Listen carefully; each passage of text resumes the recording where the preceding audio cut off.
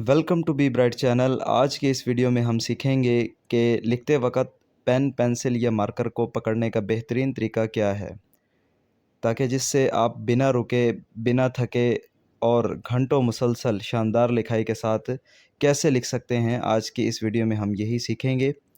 तो वीडियो को स्टार्ट करने से पहले अगर अभी तक आपने मेरे चैनल को सब्सक्राइब नहीं किया तो मैं आपसे गुजारिश करूंगा कि काइंडली मेरे चैनल को ज़रूर सब्सक्राइब करें और साथ ही बेल आइकन को लाजमी प्रेस करें ताकि आपको बर वक्त वीडियोज़ का जो नोटिफिकेशन है वो मिलता रहे। तो लिखते वक्त पेन, पेंसिल या मार्कर की मदद से, चाहे आप राइट हैंड हो या आप लेफ़्ट हैंड हो, सबसे पहले जो है वो आपको फिंगर्स की अरेंजमेंट का आपको पता होना चाहिए। तो ये आपकी जो है वो लिटिल फिंगर है, इसके बाद ये हमारे पास जो है वो रिंग फिंगर है, उसके बाद ये हमारे पास है मिडल फिंगर और ये है इंडेक्स फिंगर और ये हमारे पास है थंब। अब मेनली राइटिंग के अंदर जो है वो इन 2 अगर उँगलियों की अगर हम बात करें तो ये हमारे पास इनका कोई उस तरह से कोई की रोल नहीं होता राइटिंग के अंदर। ये जस्ट सिर्फ़ जो है वो इनको हम कहेंगे ये सपोर्टिंग फिंगर हैं, ये सिर्फ़ सपोर्ट करेंगी। उसके बाद ये जो हमारे पास मिडल फिंगर और थंब है, इनका जो है वो मेन रोल है, इनको हम कहेंगे कि ये हमारे पास होल्डिंग फिंगर हैं। उसके बाद अगर हम बात करें इंडेक्स फिंगर की तो ये सिर्फ़ एक शेपिंग फिंगर हम इसको कह सकते हैं, क्योंकि शेप वगैरह में हमारी जो है वो हेल्प करेगी। अब उसके बाद नेक्स्ट जो है स्टेप बाय स्टेप हम इनको कवर करेंगे एक-एक चीज़ को। तो मैं अब बताता हूँ आपको कि अक्सर स्टूडेंट्स का ये क्वेश्चन होता है कि सर पेन को पकड़ना कहाँ से है? तो इसके लिए मैं आपको बता देता हूँ कि आपको पेन को पकड़ने के लिए आपने क्या करना है, पेन के लिए जो है वो आपने कितना डिस्टेंस रखना है इसको पकड़ने के लिए, जितना एक नॉर्मल बंदे का एक जो ये फिंगर का एक पोर हमारे पास होता है, इतना डिस्टेंस के बाद आपने इसको पकड़ना है।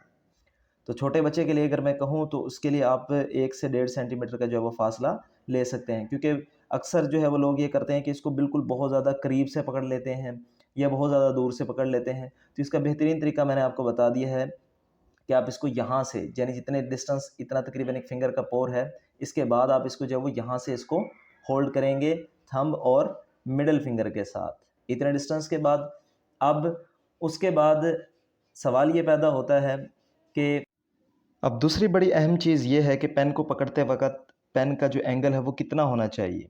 तो पेन को पकड़ते वक़्त आप जैसे इसको होल्ड करेंगे, जैसे मैंने आपको बताया कि इस मिडल फिंगर और थंब के साथ जब इसको होल्ड करेंगे, उसके बाद ये हमारे पास सपोर्टिंग फिंगर इसके साथ आकर एडजस्ट होगी। तो इसकी जो अलाइनमेंट है वो इस तरह से होनी चाहिए कि ये जो हमारे पास एक लूप बन रहा है, इसके ये सेंटर में नहीं होना चाहिए। ये हमेशा कहाँ होना चाहिए? जहाँ पर ये इंडेक्स फिंगर का जो हमारे पास जॉइंट है, जोड़ है, ये हमेशा इसके यहाँ पर होना चाहिए। तो इसकी अलाइनमेंट जो है वो आप चेक कर लें, इस तरह से इसकी जो है वो इसका एंगल होना चाहिए। और इसका जो एंगल बनेगा, इसको कहा जाता है, ये बिगिनर फ्रेंडली एंगल इसको कहा जाता है और ये हमारे पास होता है 45 डिग्री का। अब उसके बाद नेक्स्ट चीज़ ये आ जाती है कि कुछ लोग जो है वो पेन के पीछे कैप लगाकर जो वो फिर लिखते हैं। तो इसमें मैं आपको रिकमेंड ये करूँगा कि आप जो है वो पेन के पीछे कैप को ना लगाएँ, क्योंकि उसकी वजह ये होगी कि थोड़ा-सा एक एक्स्ट्रा वेट जो है वो यहाँ पर होगा, जिसकी वजह से जो है वो यहाँ से पेन की जो टिप है वो थोड़ी-सी उठेगी और आपको जो है वो बैलेंस करने में भी मुश्किल होगी। ये कोई हार्ड एंड फास्ट रूल नहीं है, आप लगा कर लिखना चाहें तब भी ठीक है, लेकिन बेहतर ये होगा कि अगर आप कैप को रिमूव करके विदाउट कैप जो अगर आप इसको लिखेंगे तो ज़्यादा बेहतर जो है वो लिख सकते हैं।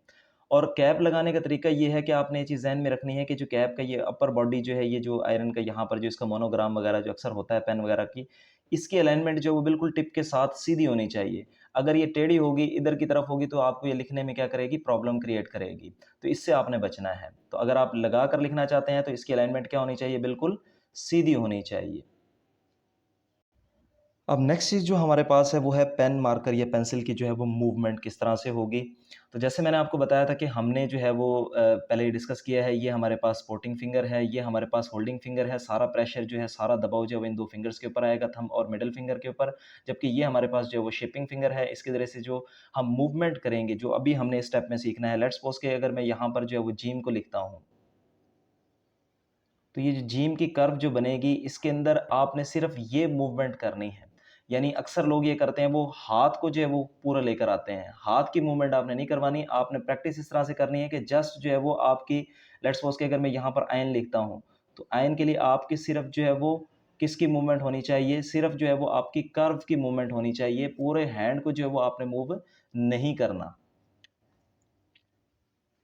کیونکہ اکثر ایسے ہوتا ہے کہ جب چھوٹے بچوں کو لکھنا سکھایا جاتا ہے تو اس میں کوئی وہ لمبی لائنیں جو ہے وہ الف جس طریقے سے وہ لکھتے ہیں تو وہ بہت زیادہ بڑا الف لکھتے ہیں، جس طریقے سے یعنی سیدھی لائنیں وہ لگاتے ہیں تو وہ پورے ہینڈ کو اس طرح سے جو ہے وہ نیچے کی طرف موو کرواتے ہیں، تو اس سے ہینڈ کی موومنٹ نہ ہو بلکہ آپ نے صرف اس کی فنگرز کی جو ہے وہ پریکٹس کرنی ہے کہ فنگرز کی موومنٹ جو ہے وہ آپ کی پراپر ہو۔ اب اس کے بعد نیکسٹ جو ہے وہ ہمارے پاس موومنٹ آتی ہے کہ جو بھی کاغذ ہے یا کوئی پیپر ہے یا جو شیٹ یا کوئی کاپی جس کے اوپر آپ لکھ رہے ہیں، تو اگر تو آپ رائٹ ہینڈ ہیں تو آپ اس کی جو پلیسمنٹ ہے وہ کچھ اس طرح سے کریں گے، اس کو تھوڑا سا ترچھا کر لیں گے تاکہ آپ کی باڈی کو جو ہے وہ اس کے اوپر موومنٹ جو ہے وہ ایزیلی آپ کے ہینڈ کی جو موومنٹ پراپر ہو، تو تھوڑا سا اس کو ترچھا کر لیں گے۔ اور اگر آپ لیفٹ ہینڈ ہیں تو آپ جو ہے وہ اس کو تھوڑا سا اس طرف کو ٹلٹ کر کے پھر آپ لکھیں گے، تو اس سے یہ ہے کہ آپ کی جو رائٹنگ کے اندر ایکوریسی ہے وہ زیادہ بہتر آئے گی۔ اب یہی جو میتھڈ میں نے آپ کو بتایا ہے رائٹنگ کو بہتر کرنے کے لیے کہ پین کو کس طرح سے پکڑا جائے، تو اس کے لیے میں اسی طریقے سے پیٹرن پر اس کو پکڑتا ہوں پین کو، اور اس میتھڈ کو جو ہے وہ ٹرائی-پوڈ میتھڈ کہا جاتا ہے۔ اور یہ جو جتنی باتیں میں نے آج آپ کو بتائی ہیں یہ ساری سائنٹیفک ریسرچ اور انالیسز اور اپنے لکھائی کے جتنا بھی میں نے اپنی زندگی کے اندر سیکھا ہے اس کے مطابق میں آپ کو یہ بات بتا رہا ہوں۔ تو اب اس میتھڈ کے مطابق ہی ہم جو ہے وہ لکھیں گے۔ تو یہاں پر جیسے کہ میں نے آپ کو بتایا کہ یہ ٹرائی-پوڈ میتھڈ ہے، اس میں 3 فنگرز کا ہم استعمال کرتے ہیں، تو اس لیے اس کو ٹرائی-پوڈ کہا جاتا ہے کیونکہ 3 فنگرز کا ہم استعمال کرتے ہیں۔ اب ویسے ہی ہم اس کو اپنی شیٹ کے ارینجمنٹ اس کو اس طرح سے کریں گے، اور یہاں پر میں اب کچھ جو ہے وہ لکھ کر آپ کو دکھاتا ہوں اسی میتھڈ کے مطابق۔ امید ہے آج کی ویڈیو جو ہے وہ آپ کو پسند آئی ہوگی۔ اگر آپ کو میری ویڈیو پسند آئی ہے تو میں آپ سے گزارش کروں گا کہ کائنڈلی میری ویڈیو کو لائک کریں، میرے چینل کو سبسکرائب کریں، زیادہ سے زیادہ لوگوں تک اس کو شیئر کریں، اور ساتھ ہی بیل آئیکن کو جو ہے وہ لازمی آپ نے پریس کرنا ہے تاکہ جو بھی میری نئی آنے والی ویڈیوز ہیں ان کا نوٹیفیکیشن آپ کو بر وقت مل سکے۔ Thank you.